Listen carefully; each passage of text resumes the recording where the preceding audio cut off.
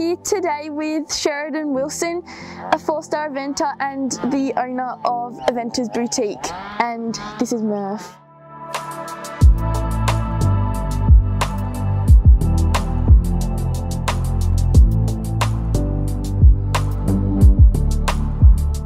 How old were you when you started riding? My mum and dad were riders themselves, so I was brought up around horses, but I'd say I got my first pony at the age of 2 and properly started riding around the age of 4 or 5.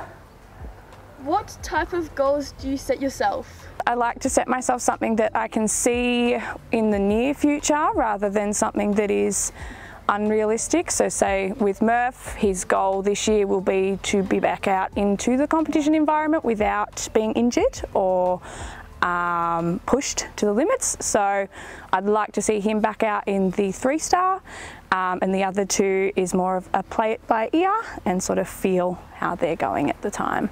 What inspired you to be a horse riding coach?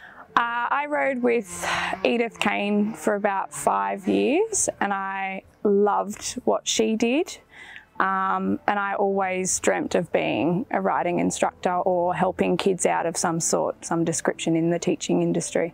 So my show jumping coach is Paul Brent. I've been with Paul for about, I'd say 4 years now. My dressage coaches chops and changes a few times. I've had Jill Sinclair, which is just in Gruyere, which is nice and close, Amanda Ross, and Catherine Davies for dressage. And then we get a lot of different types of coaches through the eventing squad, the elite squad, down at Werribee with Emily Anker and Will Enzinger and Nina Clark. I started Pony Club when I think I was about 12 or 13 years old at Monbulk, because we lived in the Patch. And then when I started to get up the levels in the grade 2, competing at states, we moved over to Seville because they were very competitive and they had a really good range of people competing at the same level, so it gave me a little bit more help towards the heights. What's your greatest achievement as a rider and coach? As a rider, I'd say competitively, Murph's first 4-star was probably the best feeling I've had ever where riding is concerned. And then as a coach, just watching the kids have the same sort of feeling in whatever levels that they're, competing at or whatever goals that they're going for, and watching them succeed and have a really good time. It's really nice to be a part of the journey. So I bought the Eventers Boutique off a lovely lady called Renee. I bought it in 2019 in January. She was actually my sponsor originally, so I was sponsored by the company. We sell different types of gear, a lot of leather gear, so bridles, breastplates, girths, a lot of boots and everything. But it's been a journey, definitely been lots of ups and lots of downs, but I'm really enjoying taking a different path as well as the teaching. How difficult is it to select a team of ambassadors?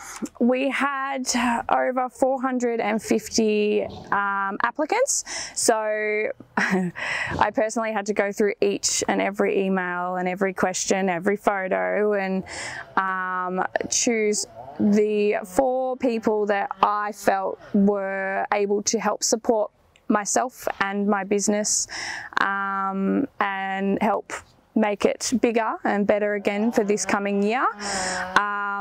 So the selection process, although it was incredibly difficult to choose, it was also one of those things where I know everybody can come to me again next year and apply again for the following year, and we want to try and give as many people the opportunities that a lot of the higher riders and stuff get each year, and give everybody the same amount of opportunities.